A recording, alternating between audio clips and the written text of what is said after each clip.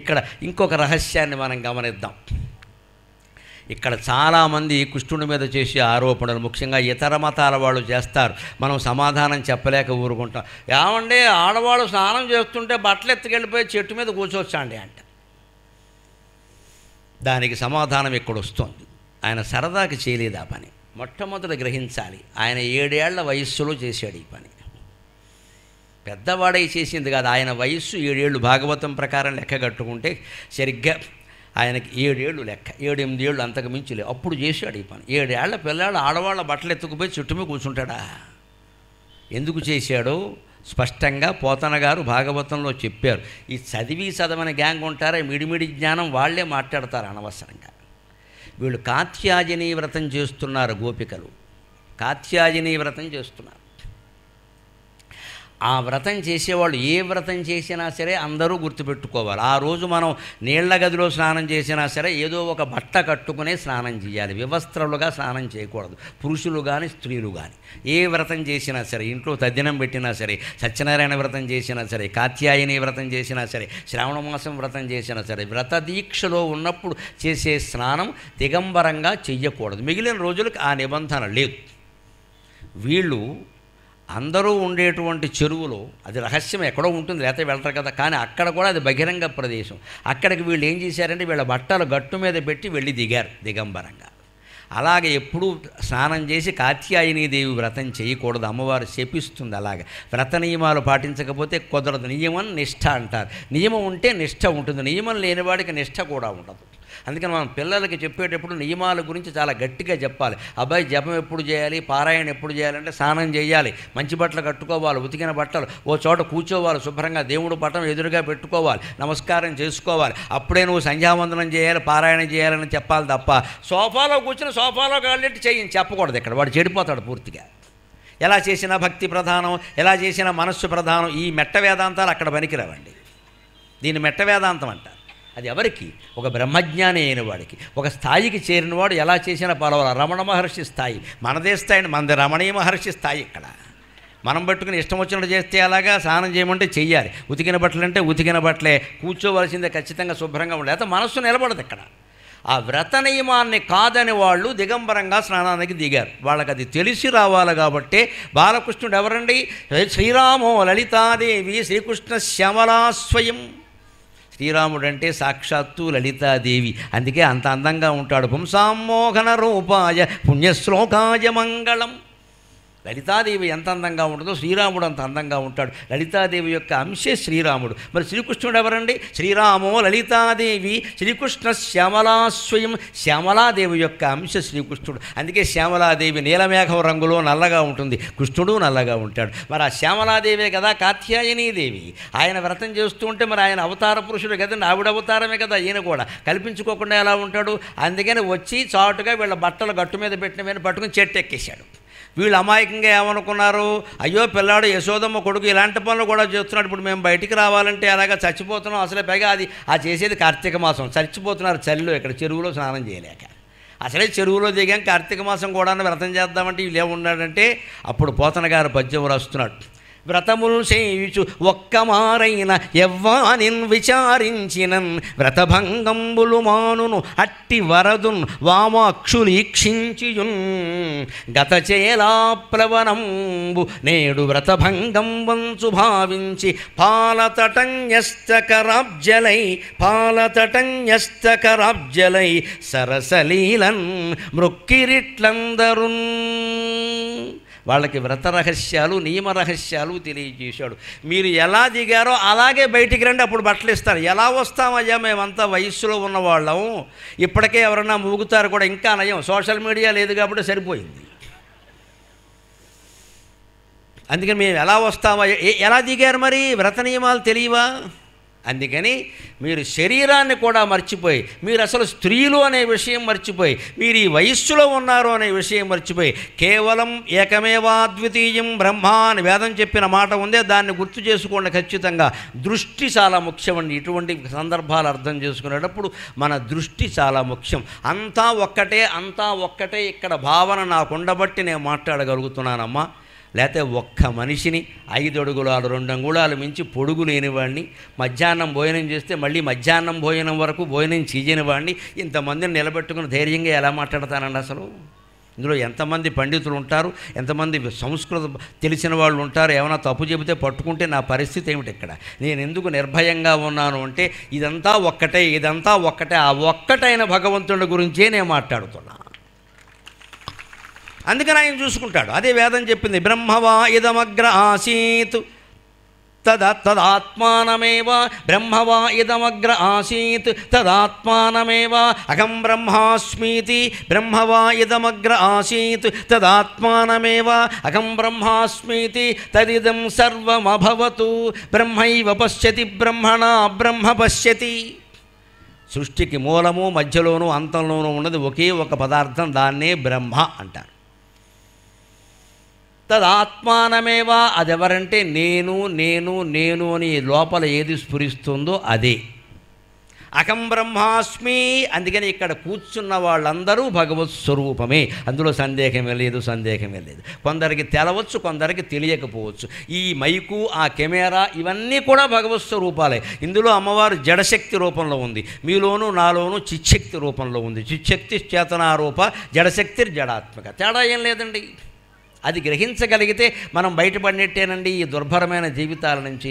అందుకే బ్రహ్మైవ పశ్యతి బ్రహ్మణా బ్రహ్మ పశ్యతి, చూస్తున్నది పరబ్రహ్మమే, చూడబడుతున్నది పరబ్రహ్మమే. ఇందులో గోపికలని, వాళ్ళు స్త్రీలని, వాళ్ళు వయస్సులో ఉన్నారని, వాళ్ళు నగ్నంగా ఉన్నారని ఈ దృష్టి శ్రీకృష్ణుడికి లేదు. అందుకని వాళ్ళకి ఏం చెప్పారంటే మీరు కూడా ఆ దృష్టి వదులుకొని ఒకే ఒక బ్రహ్మ పదార్థం ఉంది అనుకుని బయటికి రండి, అప్పుడు చేతులెత్తి ప్రార్థించండి పరమాత్మని. మీకు వస్త్రాలు నేను ఇవ్వక్కల, అక్కడికక్కడే వస్త్రాలు పుడతాయి. ద్రౌపదీదేవికి ఒక్క క్షణంలో వస్త్రాలు పుట్టించిన మహానుభావుడికి ఇది పెద్ద విషయమా అండి? ఇది పెద్ద విషయమా? అజ్ఞానంతో తెలియక మాట్లాడడం. కానీ మీ శరీరమే మీకు అనవసరంగా ఉన్న వస్త్రమమ్మ, ఇంకా పై వస్త్రం గురించి ఆలోచిస్తారేమిటి? ఇక్కడ వ్రతములు చేయించు ఒక్కమారైన ఎవ్వానిన్ విచారించన్. భగవంతుడంటే ఎలాంటి వాడంటే మనం దృష్టిలో పెట్టుకోవాలి.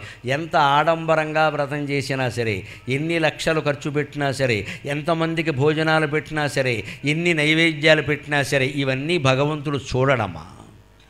నీ మనస్సు అక్కడ పెట్టావా లేదా, అదే కావాలి. నీ మనస్సు అక్కడ పెట్టావా లేదా? నీ మనస్సులో భగవంతుడు ఉన్నాడా, బయట వాళ్ళందరూ ఉన్నారా? కొంతమంది వ్రతం చేస్తే ఎలా ఉంటుందంటే పరిస్థితి, ఆ చౌదరి గారు వచ్చారా, రెడ్డి గారు వచ్చారా, గరికపాటి వారు వచ్చారా, అందరూ వస్తారు, దేవుడు రాడు ఇక్కడ. ఈయనకి ఎంతసేపు ఇదే గొడవ. వాళ్ళు ఎవరో రావడం, ఈయనకి పేరు రావడం, అందరూ మన ఇంటి మనం పిలిస్తే అందరూ రావాలి. ఇది అహంకారం అంటారు. దీన్ని వ్రతాలు ఎలా ఫలిస్తాయి ఇక్కడ? చౌదరి గారు, రెడ్డి గారు, శర్మ గారు, శెట్టి గారు అందరూ వస్తారు, దేవుడు రాడు ఇక్కడ. వ్రతం పీటల మీద కూర్చున్నామంటే భగవంతుడి మీద తప్ప మరి ఎక్కడా మనస్సు ఉండద్దు. మిగిలిన బాధ్యతలు పిల్లలకో బంధువులకో అప్పగించేయడం, నిశ్చింతగా అక్కడ కూర్చోవడం. అప్పుడు మీరు కోరికతో వ్రతం చేసినా కూడా తప్పకుండా ఫలిస్తుంది, సందేహాలు. ఏ కోరిక కోరినా ఫలిస్తుంది. దాని పర్యవసానాలకి మనం సిద్ధంగా ఉండాలి. కోరిక చెడ్డ పనులు కూడా చేయిస్తుంది, దానికే ఉంది. పిల్లాడు పుట్టాలని కోరుతాం, పుట్టిన తర్వాత ఒక కాలో చేయో లేదనుకో, అదేమిటి పిల్లాడు అన్ని కాళ్ళు ఉండాలని చెప్పలేదుగా అంటాడు దేవుడు. ఇక్కడ మన కర్మది. అందుకే కోరికలు కోరద్దు. మొత్తం జీవితాన్ని ఆయన చేతిలో పెడితే పిల్లలు పుట్టేలాగా, మంచివాళ్ళు పుట్టేలాగా, సద్వంశాన్ని ఉద్ధరించేలాగా, వాళ్ళకి చదువులు బాగా వచ్చేలాగా, పెళ్ళి సుఖంగా ఉండేలాగా, ఉద్యోగాలు బాగా అన్నీ చూసుకుంటాడు ఆయన. నేను అన్నీ చూసుకుంటానయ్యా అంటే మనకెంత అహంకారం. కొన్ని చూసుకో, కొన్ని మాకు వదిలే. ఇదే పనికిమాలిన పని అంటే. ఇక్కడ శరణాగతి చెందాలి, సర్వము నీకే అర్పిస్తున్నామంట. అదే వ్రతములు చేస్తూ ఎవ్వని పేరు ఒక్కసారి ఉచ్చరించినంత మాత్రం చేత వ్రతంలో ఏమైనా దోషాలున్నా పోతాయండి. కాయేన వాచ మనసా ఇంద్రియైర్వా బుద్ధ్యా ఆత్మనా వా ప్రకృతే స్వభావాత్ కరోమ యద్యత్ సకలం పరస్మై నారాయణాయేతి సమర్పయామి అంటాం కదా. మనస్సు చేత, మాట చేత, శరీరం చేత ఏమైనా అపచారాలు చేస్తుంటే అవన్నీ నారాయణమూర్తికి సమర్పణం అంటే అర్థమేంటి? ఆయన చూసుకుంటాడు. మొత్తం మాఫీ. రుణాలన్నీ ప్రభుత్వం వారు మాఫీ చేసినట్టే మాఫీ, ఒకటే లెక్క. భగవంతుడు మాఫీ మా ముఖ్యమంత్రికి ఎన్ని అధికారాలు ఉంటాయి, మూల విరాట్కి ఎన్ని అధికారాలు ఉంటాయి, అన్ని పాపాలు మాయం చేసేస్తాడమ్మా, అనుమానం ఏం లేదు. ఇక్కడ ఏది అనుభవించక్కల్లా. మనం శరణు పొందాలి, శరణాగతి చెందాలి. నిరంతరం మనస్సులో నమః శివాయ నమో నారాయణాయ నమో నారాయణాయ శ్రీమాత్రే నమః ఇలా ఏదో ఒక నామం మనస్సులో ధ్వనిస్తూ ఉండాలి ఖచ్చితంగా. అలా ఉంటే వ్రతంలో జరిగిన దోషాలు కూడా పోతాయి, అనుమానం ఎలా. అది అలా అనుకోవడం వాళ్ళు మానేసి వాళ్ళు బట్టలు కట్టుకుని స్నానం చేయాలా, బట్టలతో స్నానం చేయాలా అనే విషయం కూడా తెలియకుండా చిన్న చిన్న విషయాలు ఆలోచిస్తున్నారు, కానీ అసలైన భగవంతుడి గురించి ఆలోచించట్లా అనే జ్ఞానాన్ని వాళ్ళకి కలిగి చేయగానే వాళ్ళు పాలతటన్యస్తకరాబ్జలై అక్కడి నుంచే నెత్తి మీద చేతులు పట్టుకుని స్వామి మా దోషాలన్నీ క్షమించు, మా బట్టలు మాకు ఇయ్యి అంటే ఈయన ఇస్తే వాళ్ళు కట్టుకోవడం కాదండి, నీళ్లలో ఉన్న వాళ్ళే అపురూపమైన వస్త్రాలు ధరించి వచ్చేలా చేశాడమ్మా. అది రహస్యం, అది రహస్యం మనం గ్రహించాలి.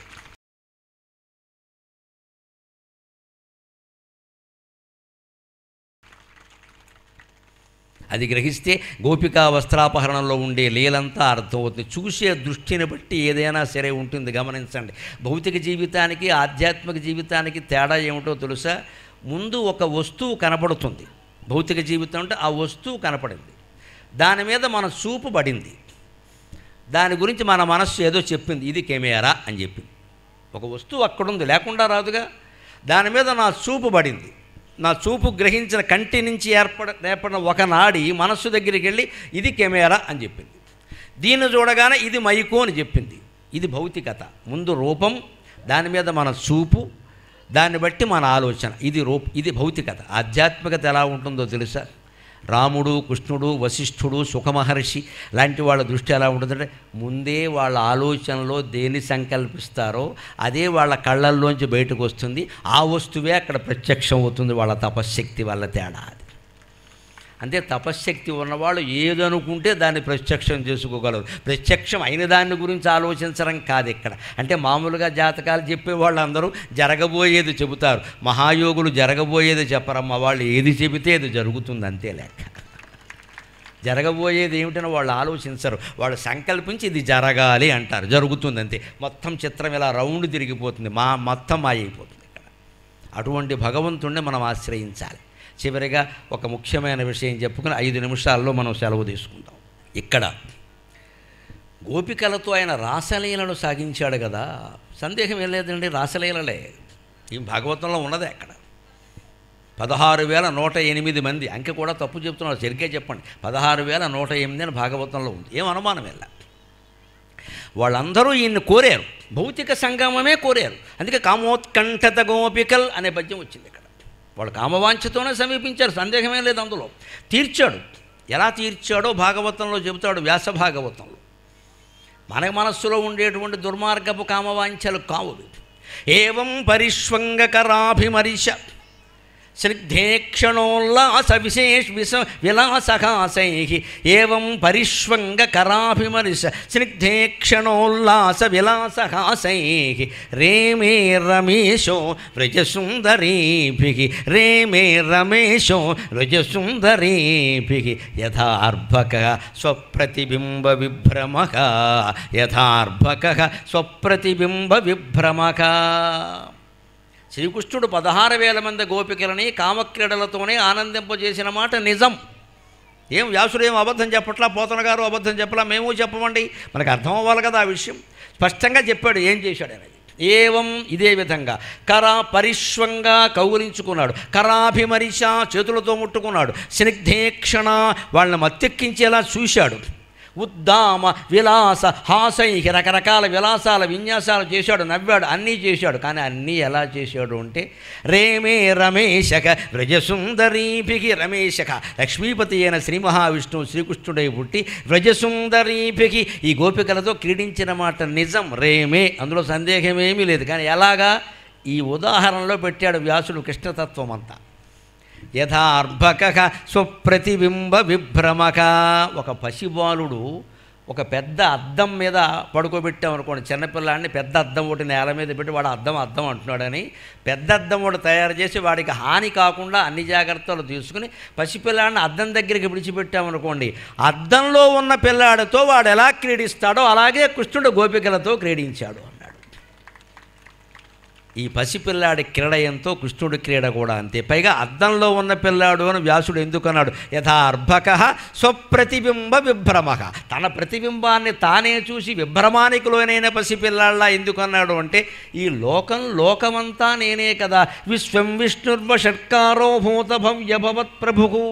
విశ్వము అంతా విష్ణువే అన్నప్పుడు మళ్ళీ గోపికలు వేరు కృష్ణుడు వేరెలా అవుతారండి? కామః కామకృత్ కాంతః కామ కామప్రద ప్రభువు విష్ణు సహస్రంలో ఉన్నదే. దాని మాట అర్థం ఏంటండి? పారాయణ చేసి మూసేయడం కాదు, అర్థం తెలుసుకోండి. కామక కోరికను హరించేవాడు ఆయనే, కామకృత్ కోరికను కలిగించేవాడు ఆయనే, కామః అసలు ఆ కోరికే ఆయన, కామప్రదః ఆ కోరికను తీర్చేవాడైన, కోరిక ఆయనే, కోరికను కలిగించేవాడైనే, కోరికను తీర్చేవాడైనే, కోరికను హరించేవాడైనే. ఇప్పుడు ఈ కోరిక కోరేవాడు కూడా ఆయనే కదండి, ఒకటే కదా ఉన్నది ఇక్కడ.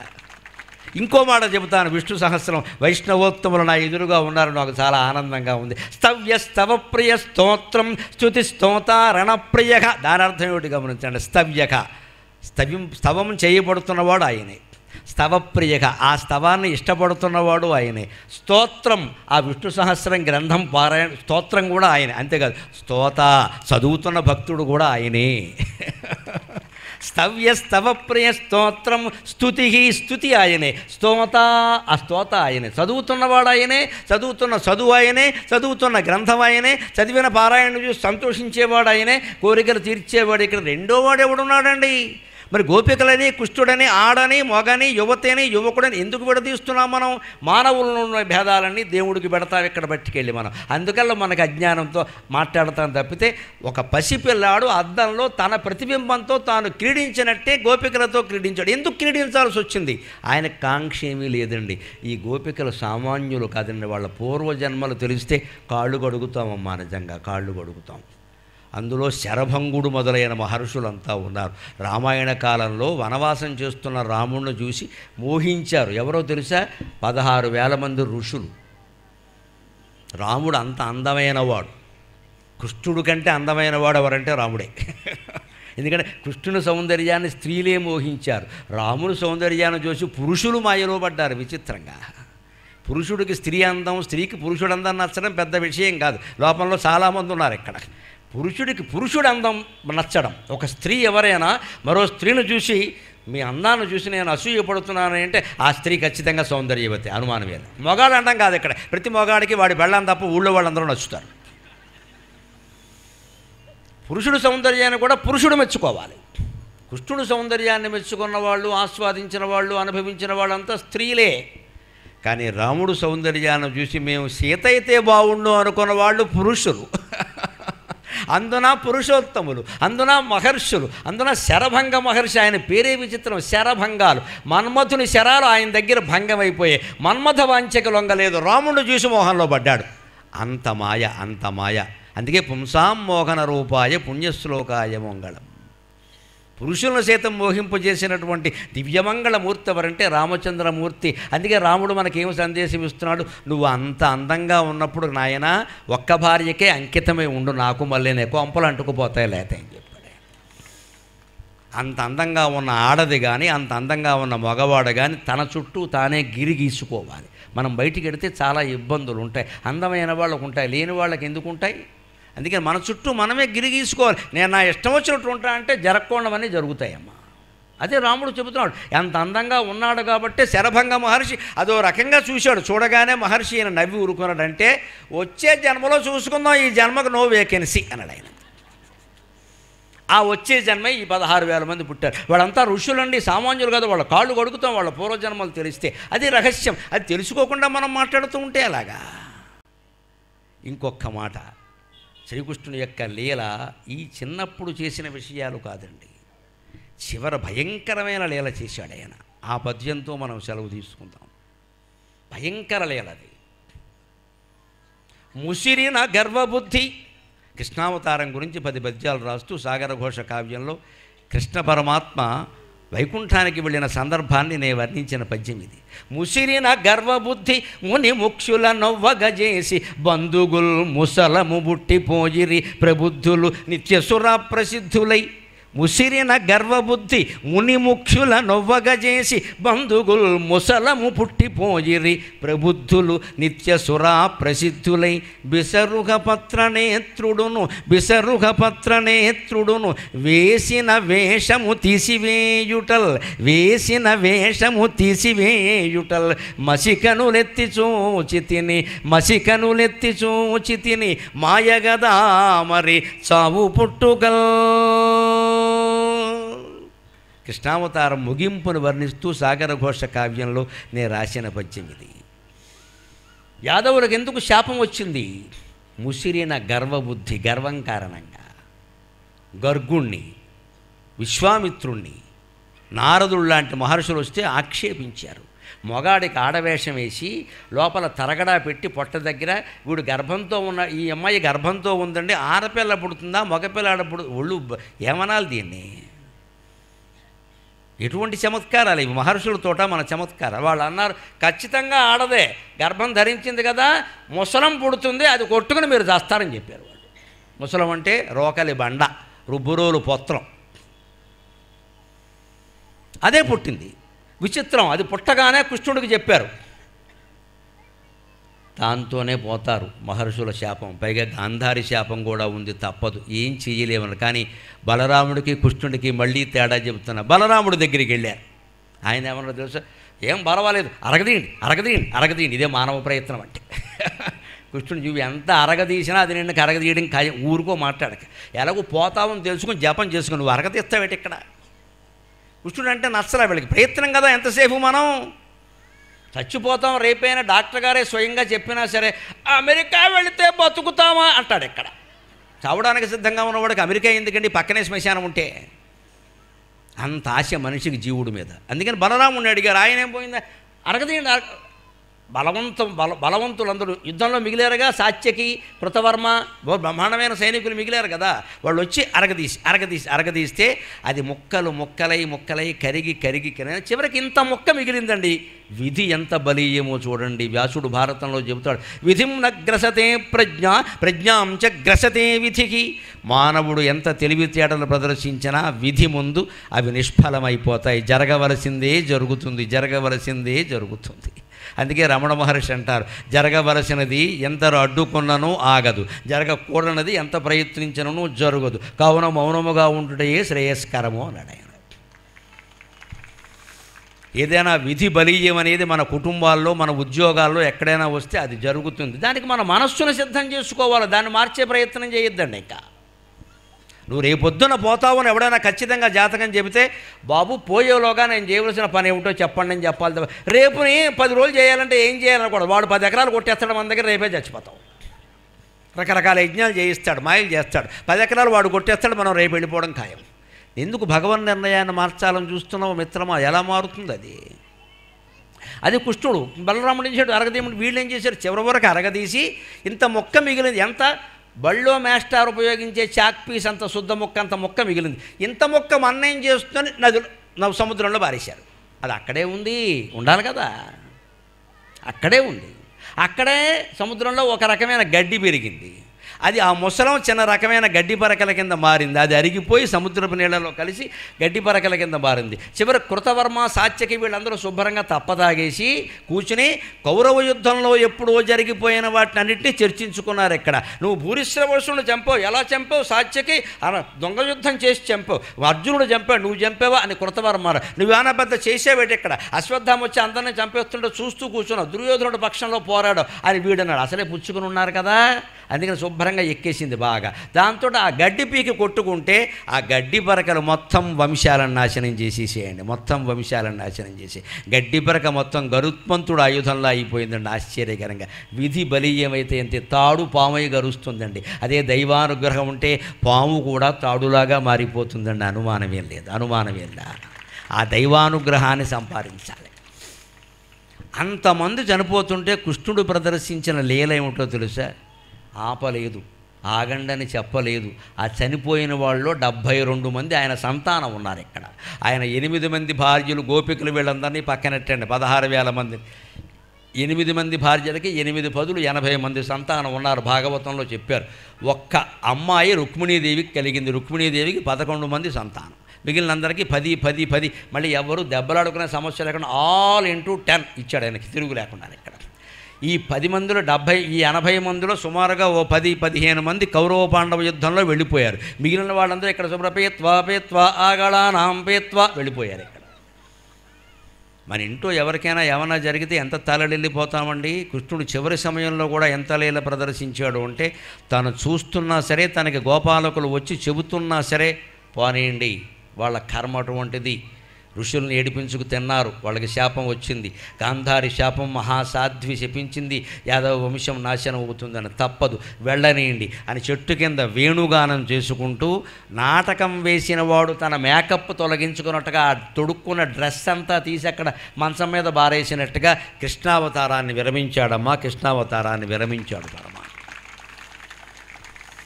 మన జీవితాలను కూడా ఒక భగవల్లీలగానే సాగిస్తూ అవసరమైనప్పుడు విరమించడానికి సిద్ధంగా ఉండాలి. దీన్ని పెంచేద్దామని ఇంకా పెంచేసుకోకూడదు ఇక్కడ. అటువంటి కథ విన్నారు. మీ అందరి జీవితాల్లో మంగళములు జరగాలి అని నేను చివరిగా కోరుతూ ఉన్నాను భగవంతుణ్ణి. శ్రీకృష్ణుని దయగల్గిన చేకూరును మంగళములు, శ్రీకృష్ణుని దయగల్గిన చేకూరును మంగళములు, చేకూరినిచో చీకటులు వెలుగులేయగు, చేకూరినిచో చీకటులు వెలుగులేయగు, రోకటి పోటులును కూడా శ్లోకములగుగా. భగవంతుడు దయ ఉంటే అన్నీ మంగళములై చేకూరుతాయి. చివరి పాదంలో నాకు యతి ఎంత అందంగా పడింది అంటే విద్వాంసులు ఆనందిస్తారు. రోకటి పోటులను కూడా శ్లోకములగుగా. రోలో ఉండే రకారానికి స్లోలో ఉండే లకారానికి యతి రలయోరభేద అంటారు. అందుకే మన జీవితంలో రోకటి పోటు వేసినా ఎవడైనా కొట్టినా అది ఒక రామాయణ శ్లోకంలాగా ప్రకాశిస్తుందమ్మా. మనకు ఆ పోటు వల్ల ఏమీ కాదు. శ్రీకృష్ణుని దయ ఉంటే అన్నీ మంగళాలే జరుగుతాయి, అమంగళం అనేది జరగదు. రోకటి పోటు కూడా ఒక రామాయణ శ్లోకంలాగా మిమ్మల్ని అందరినీ కాపాడుతుందని ఆశిస్తూ, స్వస్తి ప్రజాభ్య పరిపాలయంతాం న్యాయ్యేణ మార్గేణ మహీం మహీషాక గోబ్రాహ్మణేభ్య శుభమస్తు నిత్యం. లోకా సమస్తా సుఖినో భవంతు, లోకా సమస్తా సుఖినో భవంతు, లోకా సమస్తాక సుఖినో భవంతు. స్వస్తి. భక్తులందరికీ విజ్ఞప్తి, ఇన్ని వేల మంది రావడం నేను చాలా సంతోషించే విషయమే అయినా నేను ఇప్పుడు వెళ్ళడానికి కూడా మీరందరూ అలాగే సహకరించాలి. భాగవతం చెప్పుకున్నాం కాబట్టి, బాలకృష్ణుని గురించి చెప్పుకున్నాం కాబట్టి, వసుదేవుడికి యమునా నది దారిచ్చినట్టుగా నాకు 2 పాయలుగా చీలి దారివ్వండి. నేను నా ప్రవచన శక్తి అనే బాలకృష్ణుని ఎత్తుకుని యమునా నదిని దాటించుకుని వెళ్ళాలి బయటికి. పైగా నేను ఒక్కడిని రాలేదు, అర్ధాంగితో సహా వచ్చాను. అంటే ఆవిడతో సహా వెళ్ళాలి మళ్ళీ. అందుకని అందరూ ఫోటోల కోసం కానీ పాదాభివందనాల కోసం కానీ ఎగబడకుండా కార్యకర్తలు చెప్పినట్టు విని దయచేసి 2 పాయల కింద విడిపోతే నేను వాహనం ఎక్కి వెళ్ళి మళ్ళీ భగవంతుడు ఎప్పుడు అనుగ్రహిస్తే అప్పుడు తప్పకుండా మీ దగ్గరికి వచ్చి మరిన్ని మధురామృతాలు వినిపించేటువంటి ప్రయత్నం చేస్తాను. సెలవు.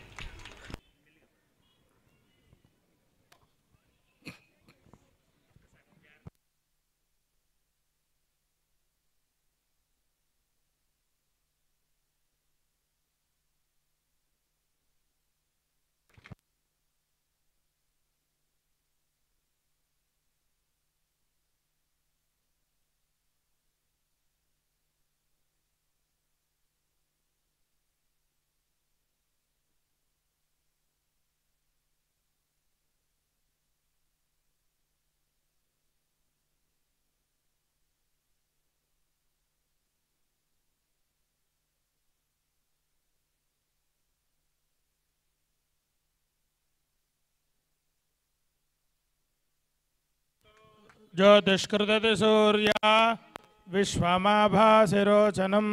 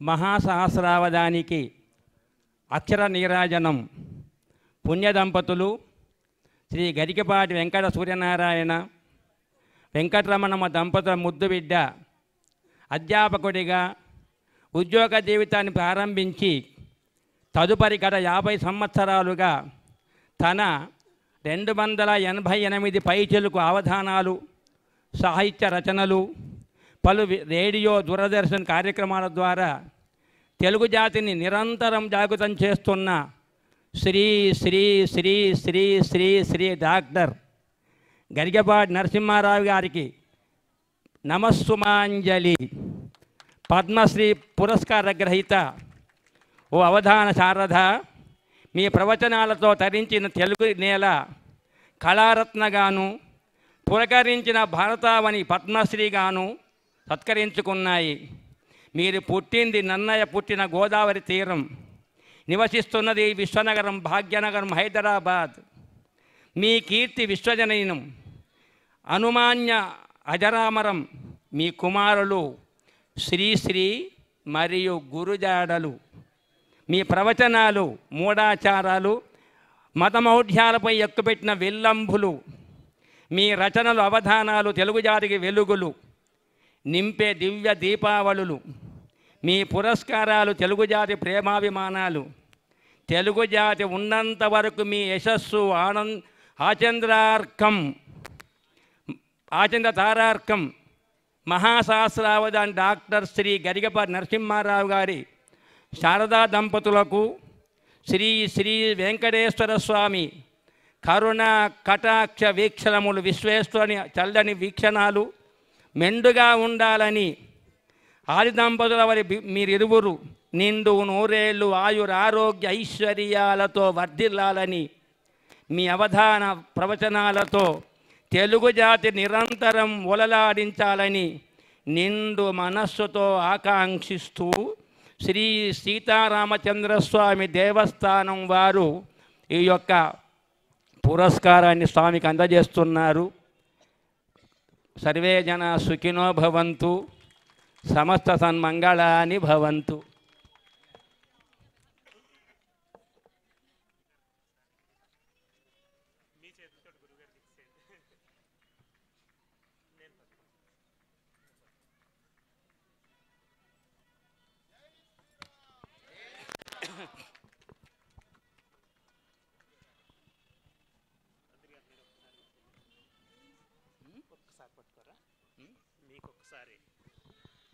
రాజగోపాల్చారి గారికి గరికపాటి నరసింహారావు గారు సన్మానం చేస్తున్నారు. ఇది చాలా గొప్ప సన్నివేశం. అందరం చాలా తక్కువ జరిగేది. ఇప్పటిదాకా ఆయన సెలవు కప్పించుకోలేదు ఎవరితోనూ. ఇవాళ ఆయన చేసుకుంటున్నారు. మా జన్మ పుణ్యమైంది అలాంటి సన్నివేశం మేము చూడడం అనేది. ధన్యవాదాలు.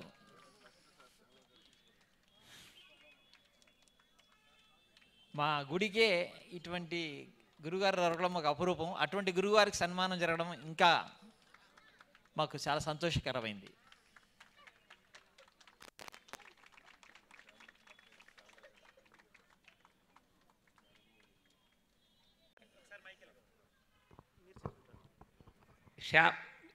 మన నియోజకవర్గం ఎమ్మెల్యే గాంధీ గారి భార్య గారికి శ్రీమతి శారద గారు శాల్వత సత్కరిస్తున్నారు. ఈరోజు నా జీవితం ధన్యం. గత 13 సంవత్సరాలుగా నేను ఎదురు చూస్తుంది కూడా ఇదే. నాకు ఇంకేమీ అవసరం లేదు. కనుక నేను వారికి శతసహస్ర పాదాభివందనం అర్పణ చేస్తున్నాను. కనుక మనమందరం కూడా ఈ స్వామివారికి ఎంత మనకు బోధ చేసినందుకు మనం ఎలా అయితే కృష్ణునికి దారి ఇచ్చినామో అలానే ఇద్దాము.